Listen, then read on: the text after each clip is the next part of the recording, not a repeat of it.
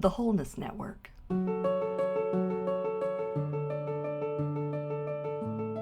Awaken to the reality of wholeness.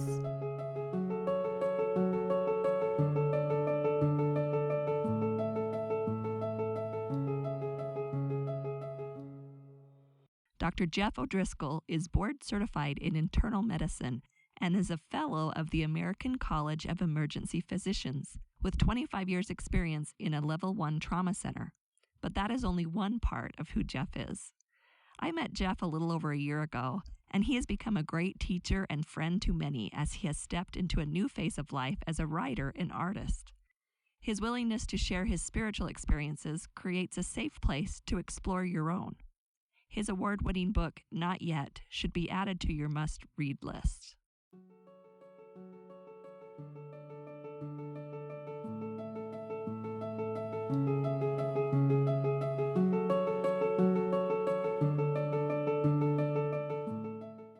What would be your definition of whole?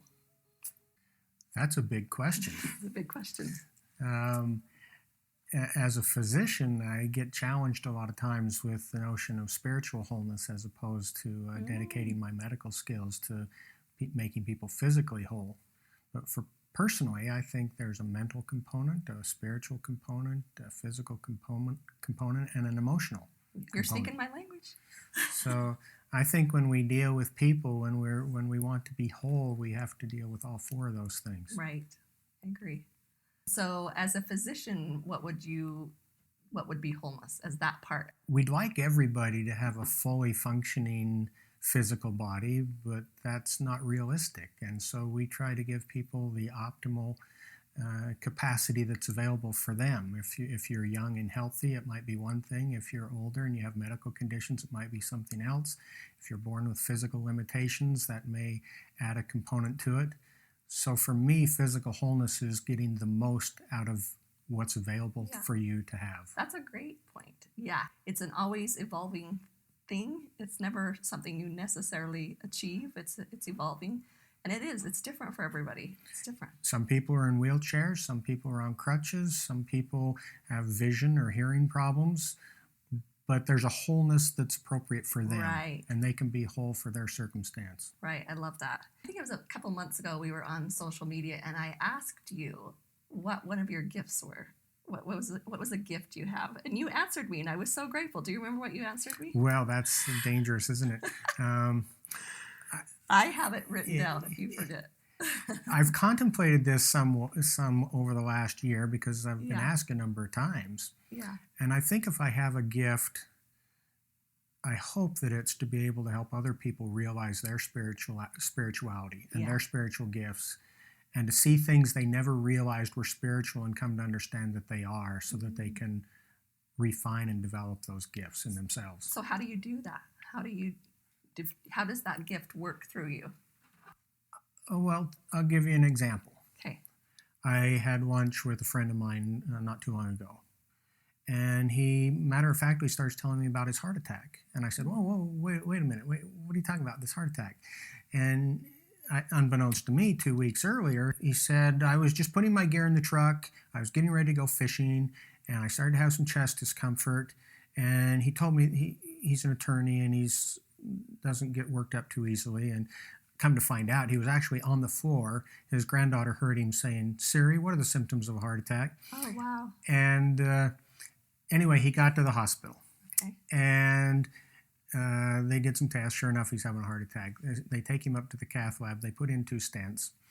And no heroics, no loss of consciousness, no defibrillation, anything like that. And everything goes fine. And 2 weeks later, he's telling me about his heart attack over Thai food at lunch. Wow. And that would have been the end of the conversation. But I looked at him and I said, did you have any experiences? And his face kind of lit up and he said, yeah, actually I did. Wow.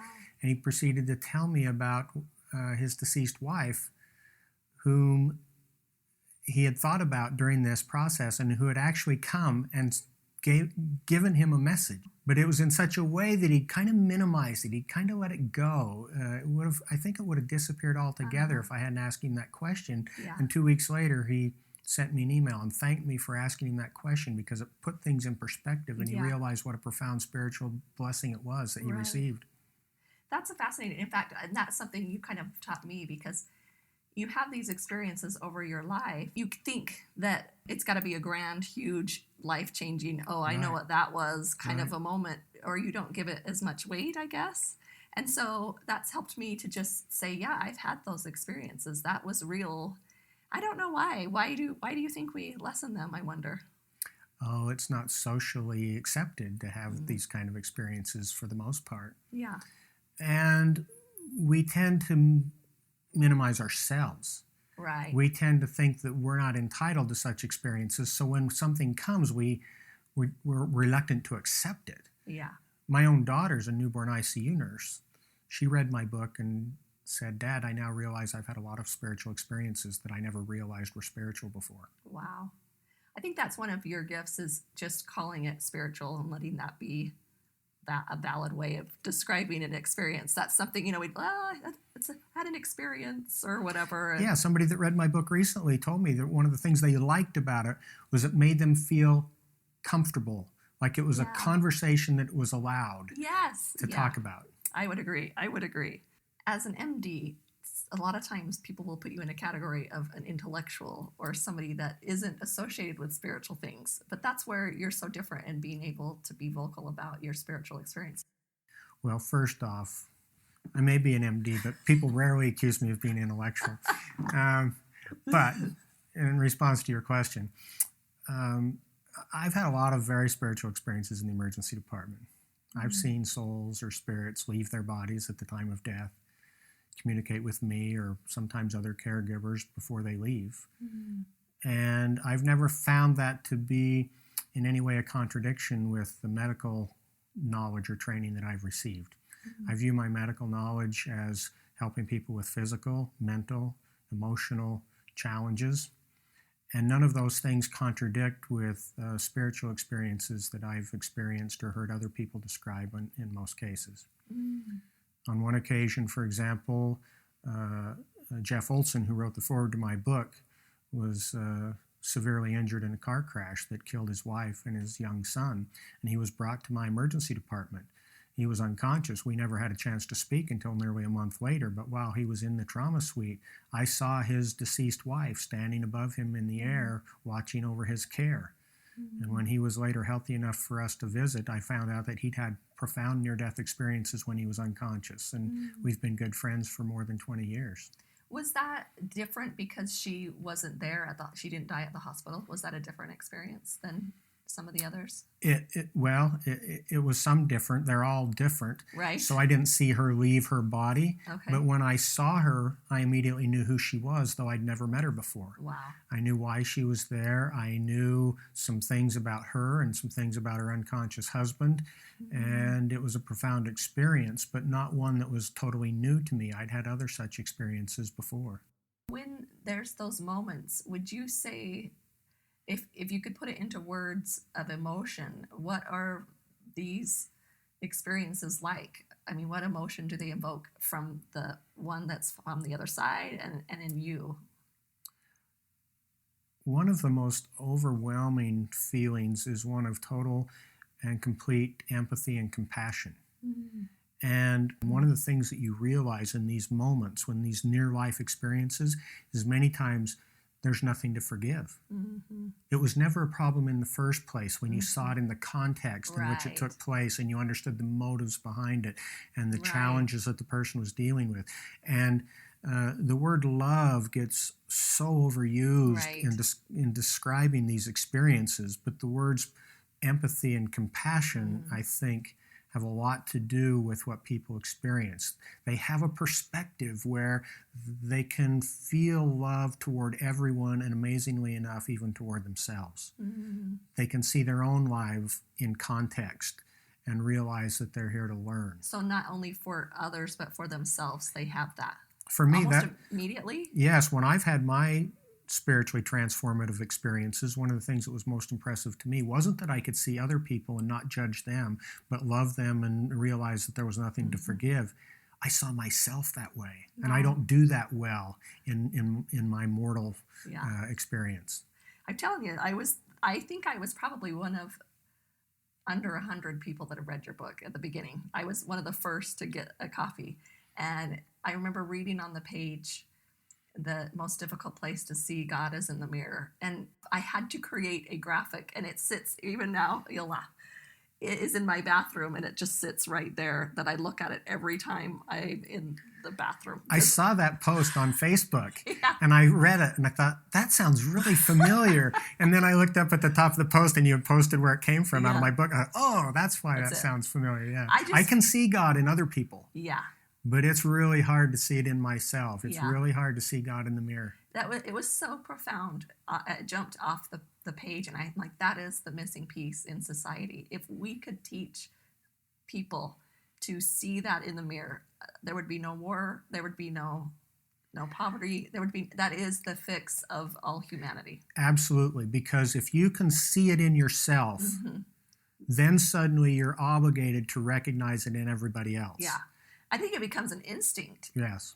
It becomes an instinct. It becomes natural. Yeah. So I loved that. I loved that. And then as well as this book, you have a number of children's books that when I learn about them, I think they are the ultimate recipe for wholeness. So tell me how those books came about and a little bit about them. I was riding in my car with my wife and 3-year-old granddaughter one day when she said, "Papa, tell me a story." And I was in the car, so I had to make it up. So I made up a story about Muck the Duck. Okay. And Muck the Duck learned something about bullies and bullying. And she was still telling it in such detail. 3 days later, my wife said, "Jeff, you have to write that down." So I wrote it down, and then I found an illustrator. And so when the illustrator captured Muck the Duck in a way that I thought captured his personality, then we storyboarded the rest of the book and went forward. Oh, wow. And it was so much fun. This one's dedicated to my 3-year-old granddaughter, who's now 5. And then the next one is dedicated to my 2-year-old granddaughter, Eloise. This one talks about friendship and what it means to be a friend. And they each have a profound, real message. They're only about 500 words. For example, Ringo the Dingo, he learns what it means to be able to say, "I'm sorry, I made a mistake." Yeah. If we could all do that better. Yeah, right? Yeah. You are also an artist. I am. You are an artist. And when I look at your art, I can almost see the meditation that has gone into that artwork. Would you agree? Do you go to a different space in your art, or what is that process like? On occasion, I'll think about a piece of art before I do it. And that's one process. Sometimes I'll sit down literally with a blank canvas and paint with no preconceived notion in my head, and I'll start painting. And I know it's done when it's done. And it's very therapeutic. It's like something flows out of me, and when I'm done, I feel complete. Then I have something to hang on the wall. Did you always do that through your years of practice? Never did that until just recent years. Oh, wow. I started painting several years ago. I also do some sculpting occasionally. And one of the things I like about it is such a dramatic contrast to practicing medicine. And writing as well, right. At least when I'm writing fiction. If I don't like what I've written, or if I don't like what I've sculpted, I can just change it. You don't have that liberty in medicine. You're expected to get things right the first time, no practicing. every time. And in art, there's some things that are that exacting, but I don't hold myself to that kind of a standard, because that's not the kind of art I like to do. I love it. So I hope that people can go and look at your art, because I think that is... It's on my website, jeffodriscoll.com. I love it. We'll link to it. We'll try and link to it on our website. In your book, in the very last of your book, is a list of lessons learned. And I did that intentionally because at one point I was writing the book, and it kind of started to get a little bit of a flavor of like a how-to book. Okay. I thought, wait a minute, people don't need to be told things. All I want to do is share my experience. Okay. So I shared what I learned. And if people can learn from it, great. Great. So the lessons learned are the things I learned. So I want to get into some of these. So I thought it was just, as I read through this, you could tell that there was so much more beyond the word written on the page. And so some of the things, as simple as ask. What's a lesson you learned about ask? I learned a very important lesson about asking. Sometimes when I have spiritual experiences and they kind of seem nebulous and I don't know what to do with them, Yeah. I learned there's two really valuable questions that move things along. One of them is sometimes I ask, who are you? And on one occasion, like the last chapter of the book, Yeah. I had a very strong spiritual presence as I was writing those last few lines of the book, and it wouldn't go away. And I finally said, who are you? And he said, I'm your brother. My brother that died in a farm accident when he was a teenager, and I was 11 at the time. Wow. And so then I paid a little bit more attention, right? Yeah. And the second question is, what do you want me to do? Yeah.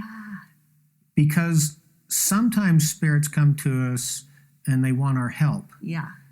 but they are so respectful of our lives and our agency. Sometimes they won't ask us to help unless we volunteer. And so the question, what do you want me to do, is an invitation.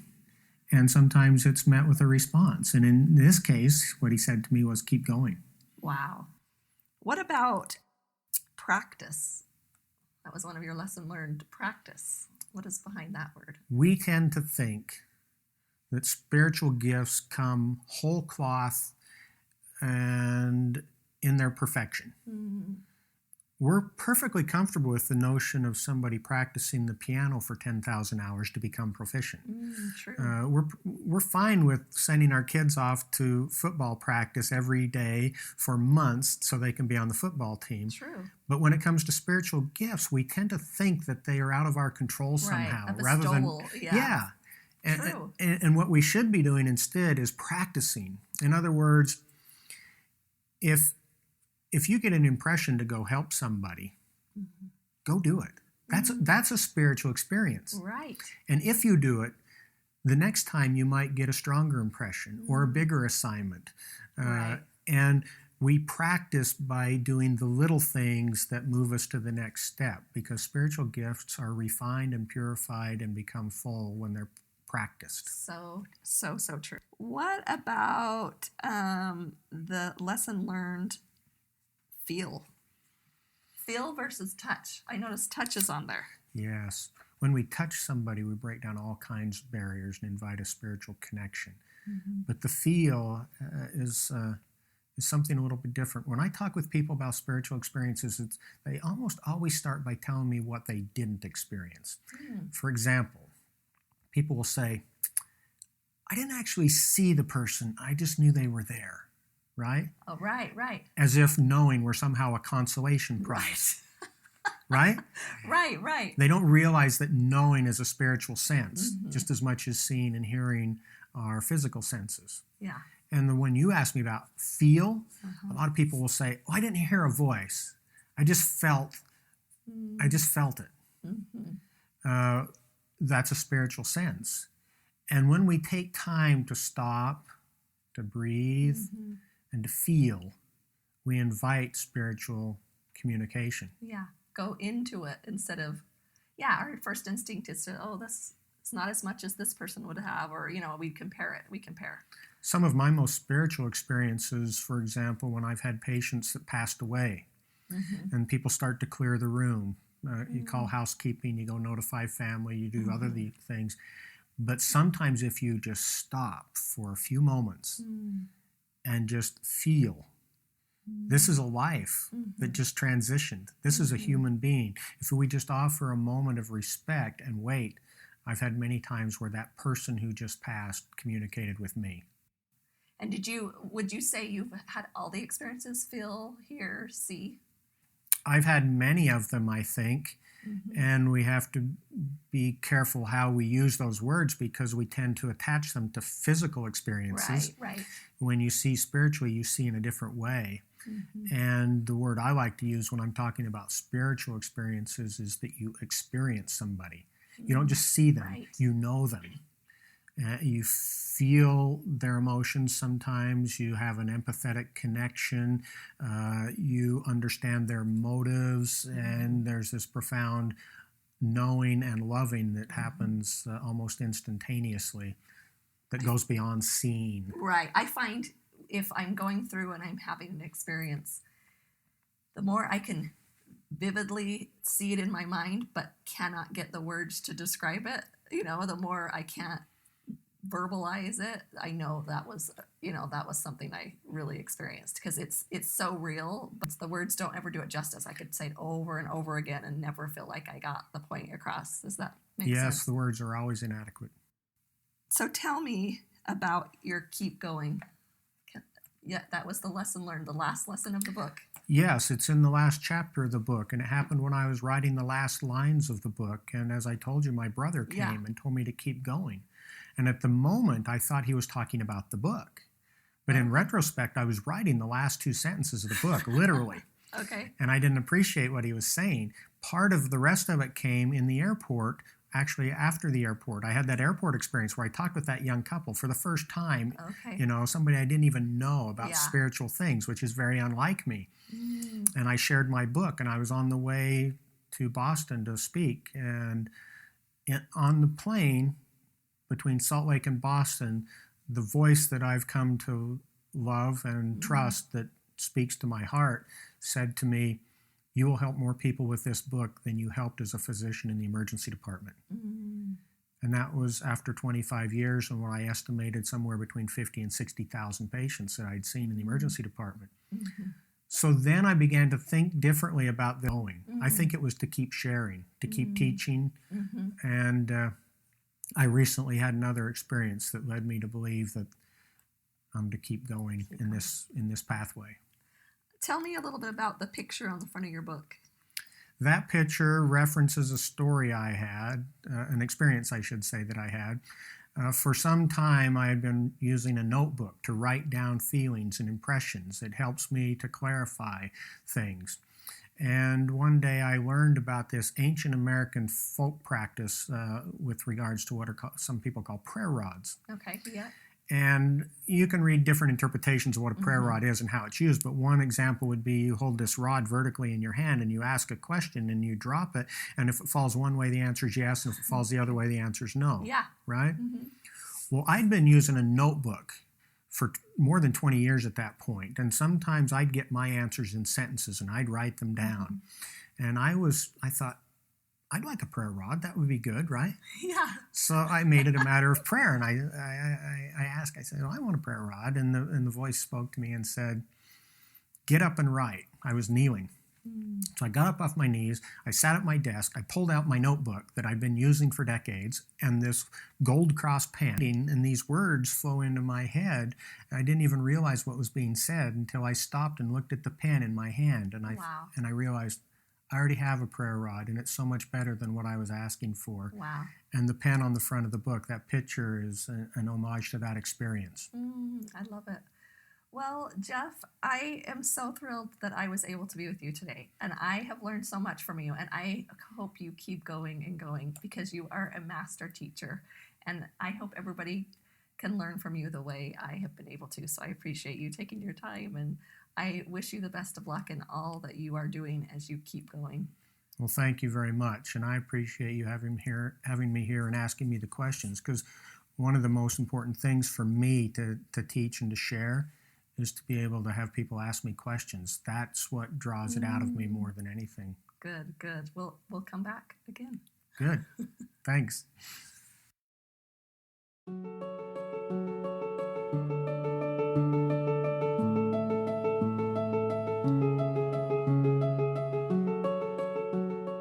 Thank you for listening. Join the community of knowledge and growth at thewholenessnetwork.com.